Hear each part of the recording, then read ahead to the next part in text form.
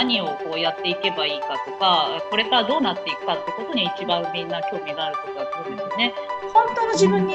ね、目覚めた時にはちゃんと道が目の前に見えるから、それを最初からやってたんですね。お手本となってきたんじゃないですかね。いろんな人たちのそういうね、それをお仕事にしていこうっていう人もどんどん増えていったのは穴口さんが言ったからだと思うし、あれですよね、穴口さんだから結構そのハイヤーと一致してたってことですね。一致しながらずっと来てるから。この時代は自分の神聖なパワーもそうだけど、自分が決める時代だから、そのやりたいと思ったことだけをいろんなところで聞いたものを自分のものにしてやることをすごく進めてます今。僕みたいにね、やっぱ見えない感じない人も結構多いと思うから、それでもまあ大丈夫なんだっていうことがね、分かればすごくありがたいですよね。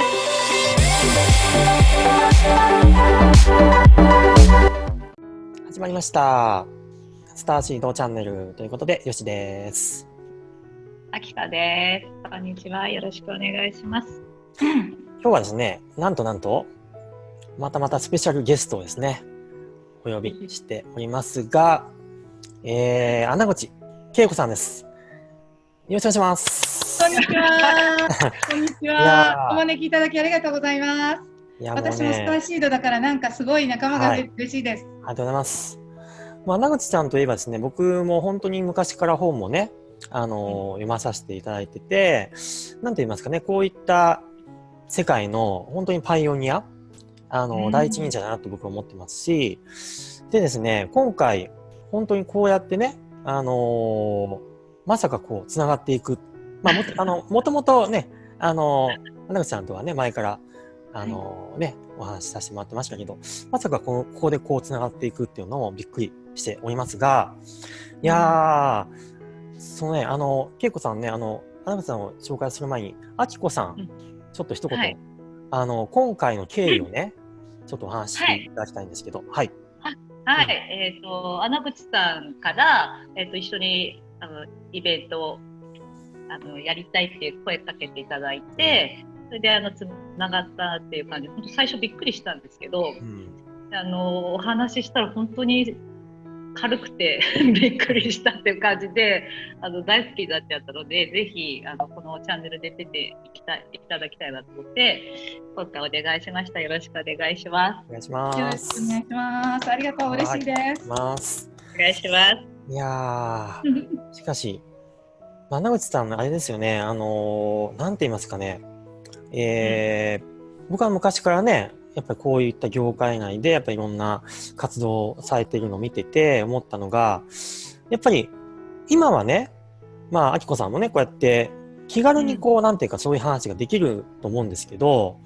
なんか昔はですよ、そういう話自体がなかなかこういろんな人からなんかね、なんかこう信用されないみたいな時代が長かったかもしれないんですけど、そういった部分ってやっぱり穴口さんなかったんですかね、そういう昔。私がこうスピリチュアルなことをやっぱりもうちょっと前に出して手がけていこうと思ったのがちょうど1995年で、その時って例のサリン事件とか覚えて知ってるかな。オウムのね。あの年だったんです。逆に言うとそのオカルト、もうスピリチュアルなんていう言葉じゃなくてなんか漢字だったんです。精神世界とかオカルトとかね。やっぱり今でも怪しいと思う方いらっしゃるけれども、そんな怪しいレベルじゃないですよね。危険すごい危険なことをしているような人にね思われるような段階で、でも私の中ではいやもう準備を21世紀にね準備を整える時だって私のハイヤーセルフが言ってきてくれたんですよね。でやっぱりその自分がやっぱり一番こう自分を信頼してるかっていうことで、ハイヤーセルフっていうのは自分じゃないですか。そのタイミングが来たから今から多分仕込みの時代だなと思ったんですね、21世紀の前に。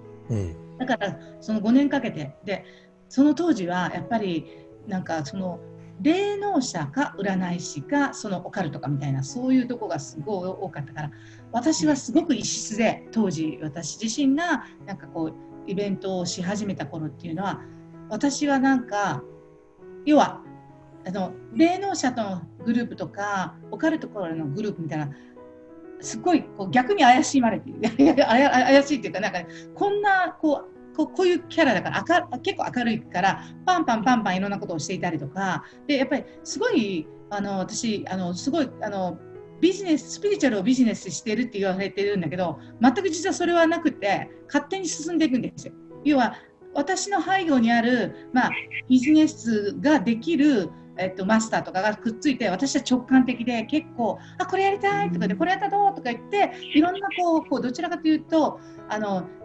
チャネっちゃってこういう企画楽しそうとか言って思ってる時に形を成してくれる存在がいて、でちょっともうちょっと教えてって言って分かりやすくチームがいて、ダイナビジョンという会社にはそのチームが結構形にしてくれるんです。私がほわってその企画屋さんみたいな、要は降りてきたものがこれ現実になったら面白くないみたいな、そういう感じでやってて、だから最初にやったお祭り好きだからグローバルピースフォーラム、やっぱり世界平和的なことやろうよって言って、それで始めたのがそういうのでも呼んだのは宇宙人の魂を持つ人間みたいな絶対グローバルピースフォーラムじゃないことをやったりとか、それでもう人は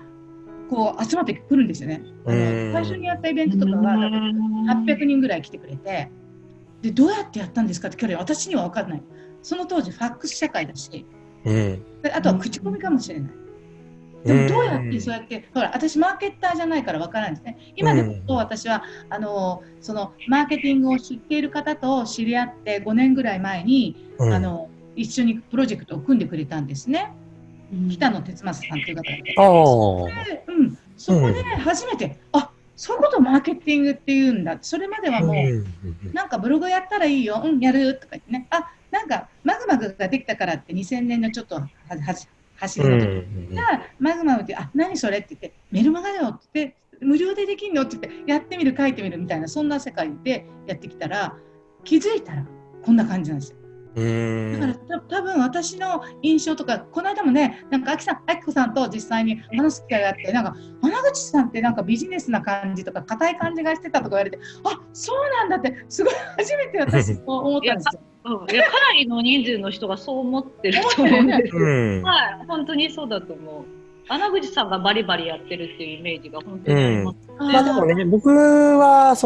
逆に言うと僕はビジネスのね人ですから、そういう目線で言うとやっぱり大事なことだなと思うんですよね。やっぱりこうちゃんとたくさんの人にそれをね、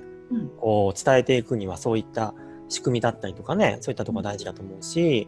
だからそのお手本となってきたんじゃないですかね。いろんな人たちのそういうね、それをお仕事にしていこうっていう人もどんどん増えてきたのは穴口さんが言ったからだと思うし、そういう本当にね、もう第一人者、もうそのカメラがすいません、第一人者としてね、そういう先頭を立ってくれたんじゃないかなと思いますね。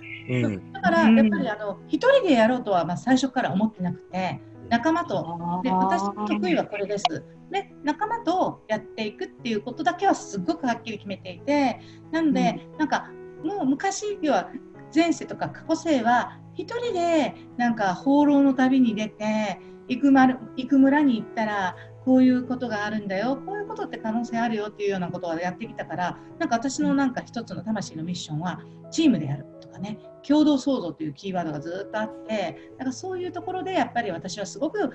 今もそうだけど、その当時始めた時も周りからすごく助けてもらったかなって、そういうビジネスの仕組みとかを作ることは。ただ一つ私の中でそれをする前ってスピリチュアルなことは本当に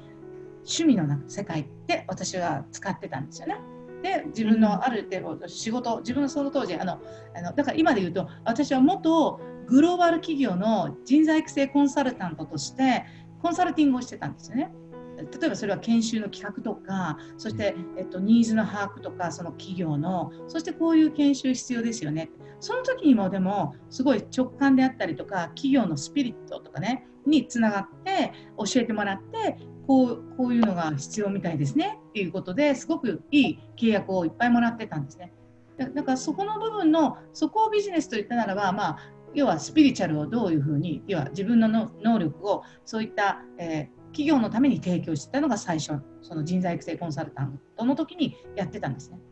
でその時に大事にしてたのはなぜやるか。なぜ私はこれをしたいか、その人材育成コンサルティングというところのこ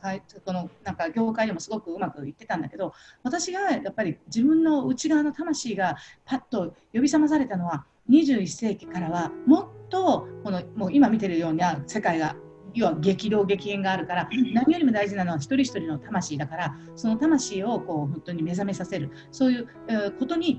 やっぱり着手するのが一番今必要だって言ってスタートして、そしてそれでその流れでね、なんか仲間がいっぱいやってくるよって、それこそスターシードたちもそうだけど、その人間だけどこうハイブリッドのような、そしてやっぱりずっと地球のこのやっぱり転生してきた魂もすごく今のその進化の中で大事な役割を担ってるから、みんながこう多様な仲間が集まってくるからやろうねみたいな、そんな感じでやってたんですよね。ねえ、あきこさんあれですか、穴口さんのことを昔から知ってたんですか、ちなみに。こうちょっとね。そうですね。そうですね。スピリチュアルなことのなんかよくこういう穴口さんが、企画されたイベントとかよく目にしてたし、なんか癒しフェアとかかな。とにかくなんか断るごとに穴口さんがいたような、なんかスピリチュアルな。僕もねそれある。なんかいっぱいあるし。全部網羅してますよね。全部網羅、スピリチュアルに全部網羅してるイメージがあるんですよ。いろんなところにいるってイメージがあります。そう、いろんなところにいるって本当に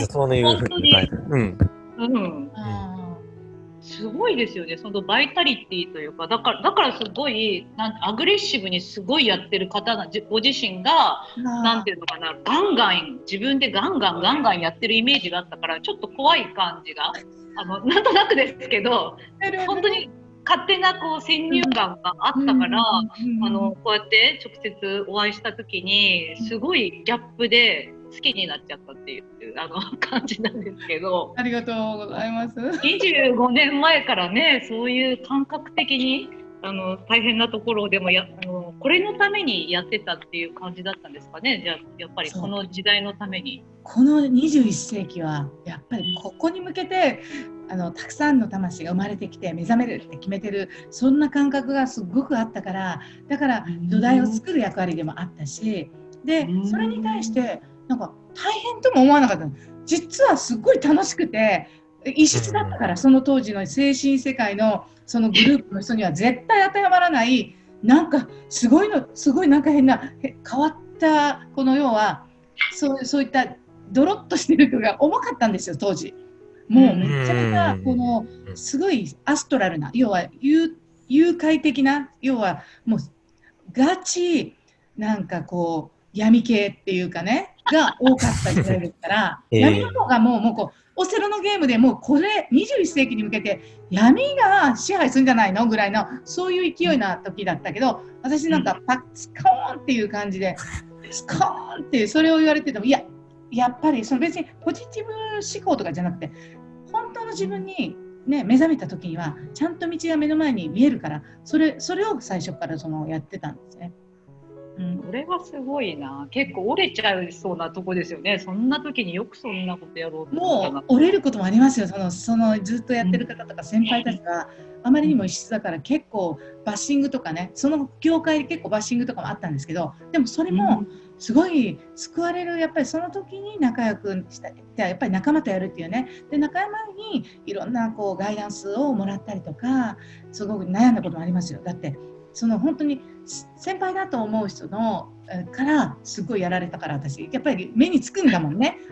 うざいよね、だってこんなのを突き上げられるみたいな。でも楽しくやってるから、そんななんか競争というか共同創造だから、そうやって私が動いたらその人の分も動けるみたいなぐらい、それぐらい単純にやってたのがなんか嫌がられてしまって、そういったこともあって、なんかバシッてやられた時に、要はもう、恐れが支配の方に行くじゃないですか。そしたら支配されるっていう風ななんかポジションを取るか取らないかで、もちろん取らなかったんですけどね、それぞれの道にっていうところを、でそこですごく本当にやっぱりなんていうかリスペクトをしてた人に、そういう要は分離を体験する役割を、してくれたんだと思うんだけど、その時にやっぱりすごい悲しかったんですけれども、でもその時も大丈夫、すごいシンプルなメッセージだけど、その分かれ道に来た時に大丈夫って最初に来て、あなたはあなたの内側にある真実を生き続けてくださいっていうことをメッセージでもらっていて、で周りからも聞いたりとかしたら、それで行きましょうって言って、本当に淡々とすごくそういう出来事が誹謗中傷とかあったんですよね、すごくね。それでもやり続けたっていうところで今があるかなと思うんですよね。だからそのなんかこう、なんかちゃんと気がついたらここに乗ってここまで連れてきてもらったっていうのはそういうことなくて、やっぱり最初にそういうなんていうかな、試練というようなレッスンですよね。そういうのがちょうどそこはもっともっと今より二元性が極端に幅広くあったから。だから究極のもうなんか最後のそういった二元性をガンガンって体験した上で統合するみたいな時期がちょうど本当に20世紀から21世紀に変わる初めて5年ぐらいの時にあったんですね。でもやっててよかった。みんなに会えて、みんなにこういう軽やかな皆さんに会えて、なんかそういうご褒美が今やってきてる感じですよね。尊敬しますね。私だったら多分やらないな、なんかそういうその時代になんか、大変なのがわかるから、でもすごい、ありがとうございます。ね、とんでもない。だから今すごい軽いですよね。すべてがこうね、進みやすいし。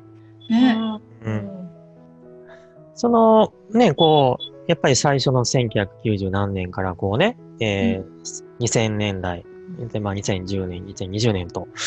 こう変わってきたと思うんですけど、なんだろうな、もちろん軽やかさも変わってきたのもあるんでしょうけど、なんか他にこういう部分が変わったなっていうのありますかね。いろんな部分。なんかね、ちょうどこの20世紀に入った10年っていうのは、やはりまだまだスピリチュアルっていうのはなんか依存系のスピリチュアリスト。要は自分もヒーラーになるんだけど、なんか依存する人をこう排出しているような時期がありますよね。要は恐怖がこういうものがあるからこれをした方がいいみたいな。だからそのパワーをこうすごいこう相手、要はヒーラーとかそういった霊能者であったりとかチャンネル、そのスピリチュアルをやっている方の人にパワーを委ねる傾向の方々がどうやってこうスピリチュアルな、そういったセッションであったりとかワークショップであったりとか、そういった時期がすごいあったんですね。でも自分もそうやって目覚めていきたい。そしてやっぱり自分自身がそうやってヒーラーになりたい。今もヒーラーになりたい方すごく多いと思うんですけれども、そういうチャネラーになりたい、ヒーラーになりたい。でもその根源にあるなぜってさっき私も言ったけど、なぜそれをやりたいかというところにはなんかすごくそこにそのチャネラーとかヒーラーという職というか、そういう能力に依存する。例えば見えるようになれるとか、そしたら私は大丈夫だとか、そういった傾向の人がすごい今より全然多かった。すごい多かったですね。だからなかなかそれやってると目覚めの道の扉、自分の目の前にある扉を開かなかったりとかね、ページ与えられてるのに、いや私じゃなくてこちらの方ですみたいな、なんかこう本当にあなたの出番っていうところに出番をミスってるような状況があったし、目覚めていくというだけではなくてね、チャンスとかもそういう感じだったんですね。でだからその当時っていうのは2012年に向けてみんながこう本当にこういろんなテーマで、実際にアセンションのテーマで、イベントをやり続けていますね。私自身もその12年間続けたお祭りのイベントが虹と天使のお祭りっていうのをちょうど2012年までやってたんですね。それはもうその12年っていうのは高次元存在たちと共同創造する中で、人類がどんな状態でも周波数の高い、簡単に言うとお祭りって一つの意識がこうすごく一つになってこう歓喜とかその高揚感とかその周波数を大事にするじゃないですか、一丸となるとかね、そういうためのお祭りごとをしていて、そこに来た方々がそういう体感をして日常に持ち帰るということをねやってきてたんですよね。だからその一つのピークっていうのは2012年の12月21日の冬至で一旦なんか閉じてるわけではないけれども、そこで本来はこのたくさんの人たちはこれで分かれていくと、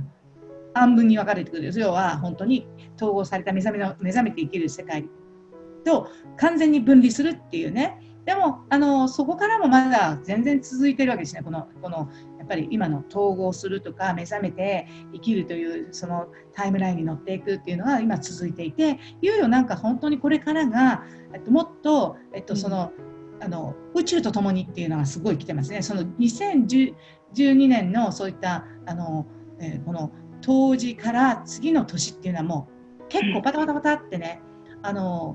私の知っているスピリチュアルティーチャーが亡くなっていく年でもあったんですね。その1年の2013年に行く中で、自分の仲間の中でスピリチュアルティーチャーと名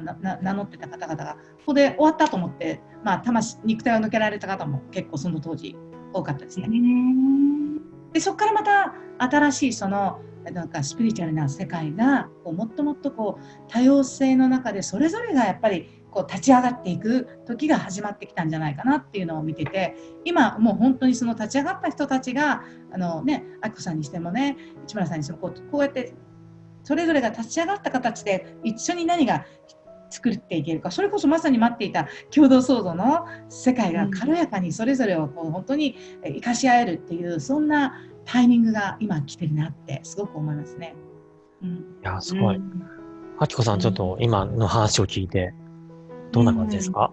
本当にその時にね今なってるんだなっていうのと、なんだろう、じゃあ今、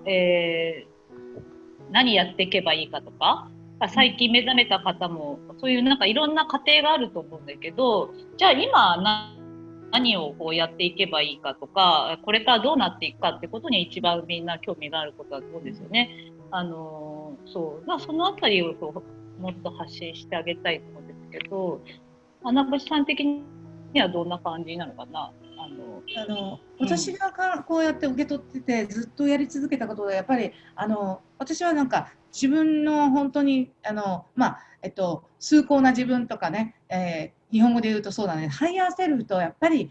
ハイヤーセルフそのものがその本人なので、本人の本質なので、もうハイヤーセルフと完全に肉体で融合し、肉体の周波数も上げ、その自分の、エネルギーボディの周波数を上げ続ける。でそこに、自己一致が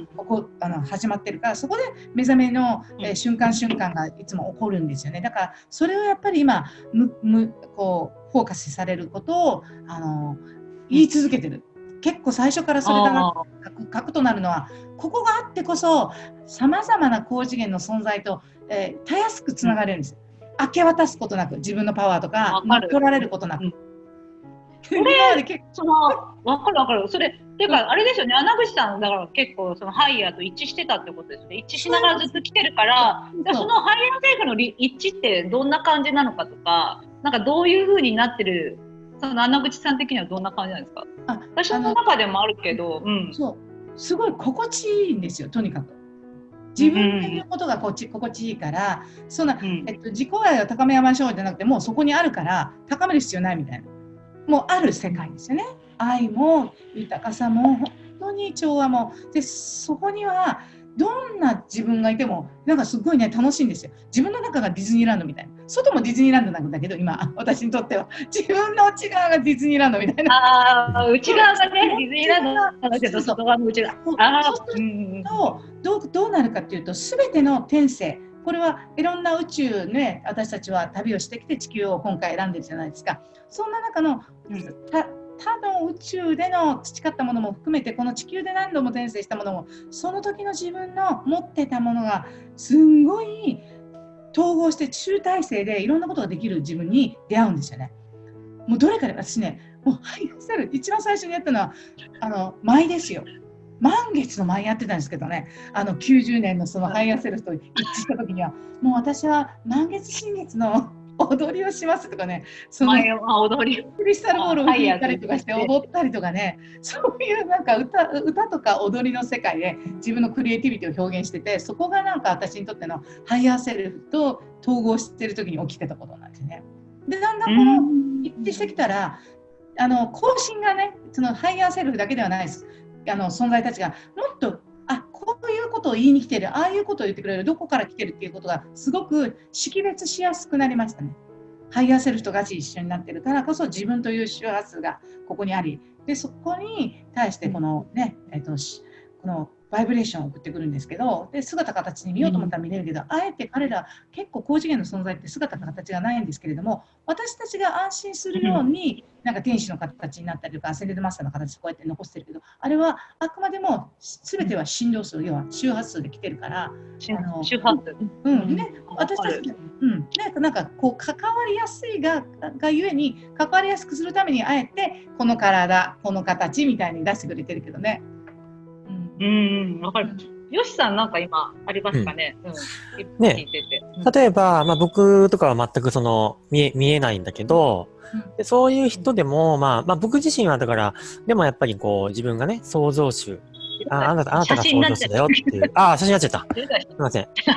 カメラが。不思議なこと。ごめんね。今日は。なんだろうね。不思議。だから要は自分が不思議なこと。自分が創造主だよっていうメッセージ、あなたが創造主だよっていうメッセージを、僕もビジネス的に隠れて伝えてきたんだけど、でも僕は全く見えないんですよね。そういうなんていうか高次元なものとかも全く。でもそういう人も何かこうできる方法とかあるんですかね。例えばそういうのを感じられる方法。感じられる方法ね。人はもしかしたら、感じるという感性がすごい優れている方と、よしさんはやっぱりね、認知、ダイレクトノーイングの人ですよ。ダイレクトノーイング。ダイレクトノーイング。それどういうことですか？一つのサイキックの能力の中の、パンって直接知るっていうこと。だからより直感的で、より認識力が高いから、立って情報が来ているものを、内側のなんか脳に伝達されていて、でこれがいいんじゃないかっていう、そういうのをスピリチュアルな業界で使っていなかったかもしれないけど、そのビジネスという領域ですごく使ってましたよね。だからそれはおそらくよしさんの場合は非常に自分がなんか内側から考え出したというところにはもうすでにハイヤーセルフの英知というものがちゃんと練り込まれているから、だからそのなんかそういったサイキック能力がないと思ってるけど実はあってそのあるのはなんか見える聞こえるじゃなきゃいけないっていうところから超えてるんです。もうダイレクトにバンシってきてるんですよ。ポンって。じゃあこのビジネスしようと。例えばわかんないけどなんかスターシードチャンネルをしようと。それぞれほらチャンネルを持っててスターシードチャンネルをするっていう時になんかやってきた情報がなんかそこですごくうまくなんかまだ整理されていると思うんですよね、やろうとして。だからそういった時もよしさんという、人間の、能力だけのものではないハイヤーセルフ、よしさんのハイヤーセルフがドンってそのタイミングで来てその広めていくようになったとかね、そういうのってもうすでにあるなって思うんですね。でもそういうパターンの人もいるってことですね。男性に多いですよね。多いんだ。これ面白いね。もともとこうトレーニングされるじゃないですか。子供の時になんかこう感性を開発していく方が結構多い。例えばアート系の家族だったらさ、音楽を通してとかなんかね、いろいろね、あるいは絵を通してとかで、もしかしたらすごくその子供の時代に何が優位に使えるかっていうところではすごくポンってそういった認識力とかね、すごく直接見て聞いたものを完全に概念化するとか、そういうものが多分すごい火入れたんだと思うんですよね。だって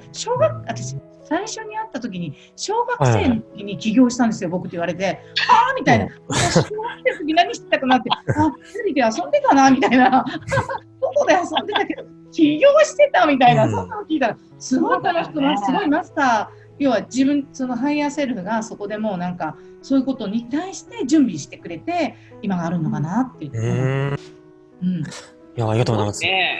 なんかね、やっぱり僕みたいにね、やっぱ見えない感じない人も結構多いと思うから、それでもまあ大丈夫なんだっていうことがね分かればすごくありがたいですよね。全然大丈夫で、自分がそれもハイヤーセルフってことだもんね。だからボンって来てるのもハイヤーセルフ。直感がハイヤーセルフってことだね。そう。だからハイヤーセルフも姿形はあえて私たちがこの認識できる姿で来てくれているけど、結局は全てバイブレーションで、このハイヤーセルフっていうのはすごい偉大なこう周波数ですごい次元から来てるわけですね。もちろん源ともつながってるからね。でそれって実際にその自分が、ね、見えたいと思う人多いと思うんだけど、見えずとしてもあなたがハイヤーセルフと要は一つになることを決めたときに、その一番あなたが普段なんか誰もがひらめきますよね。よしさんもひらめきますか？そのサイキックの能力、僕がそういう部分でなんか感じるのは、大体いわゆるゾロ目ばっかりが現れるパターンが多いんですよ、僕の。あれ、それサインですよね。だからそういうところであったりとか、あとは自分の内側でパッと思い浮かぶことで、普段はあんまり思ってなかったのに、そういうふわって思い浮かんでいることは別に見えてなくても、自分の中から湧き上がってくるのは大体あれ、ハイヤーセルフがね、こうだって考えて仕込んでくれてるんですよ。なるほど。じゃあ、そういう、なんていうの？じゃあ、ハイヤーセルフのそういったメッセージを受け取りやすくする簡単な、みんなができる、見ている人が簡単にできるなんかワンポイントってないですかね？ぜひ、この、なんか私って、なんて、なんか30があって見えない聞こえないとかね、直感もないって思う方は、ぜひなんかノートに質問書いて、一つの質問書いて朝、そして朝その時にパッて書いて、でなんかほっとした時にまた書いたりとか、そして寝る前とか、その一つの質問に対してどんな答えがやってくる、一つではないので答えはちょっといっぱいそうやって書きながら情報を受け取るといいかもしれませんね。はい。書きながらどうやって情報どうやって受け取るんですか？書いてその時に直感？そうなんか質問書きますね。そしたらそれにまず最初になんか自分が質問したらその答えをパッて浮かんだことをそのままなんか、いやそんなはずがないじゃなくて止めないで書いてほしいね。とりあえずでいいからいっぱい書いておく。パッとその質問がなんかまた一日のうちにまた質問のこと気になったって言って質問のことを自分がつぶやいたら、これはこうだってなんか出てくるたびに書くということをするといいですね。はい。すぐできそうですね。それだとね。なんか今すぐできる簡単なことだとそういうことだったりとか、あとはなんかあとは心の状態をとか自分の見えないこのオーラとかチャクラの状態のバランスを取るために、太陽、朝日、太陽の別に曇ってても雨の場所にいてもですね、自分の見た太陽の光を、イメージしてそのシャワーをまず体に浴びせてリラックスしてね、そして、オーラ中にも流してチャクラ中にも流してあげて、そのなんかすごい心地の良い朝のこの光、朝日の光を浴びて、そのホッとする気持ちとか人によってね、心地いい、緩むな、なんか風も感じるなとかね、風吹いてないのに、そういうなんか、そういった太陽の光はすごいパワフルに、皆さんに実はサポートしてくれて、私が呼んでる一つの太陽の光を浴びる理由は、もちろんそのね、何千年も前からね、太陽礼拝とかそうなんかされてるんだけど、もう一つその太陽の魂が生まれて体の中に入ってくるときに必ず通っている地区に来る人たちは大体通ってるんですよ、ほとんどの人は。それがシリウス、金星行ってシリウス行って、そして太陽系の太陽からお母さんのお腹の中に魂が入っていくんですけど、その時に大事なのがね、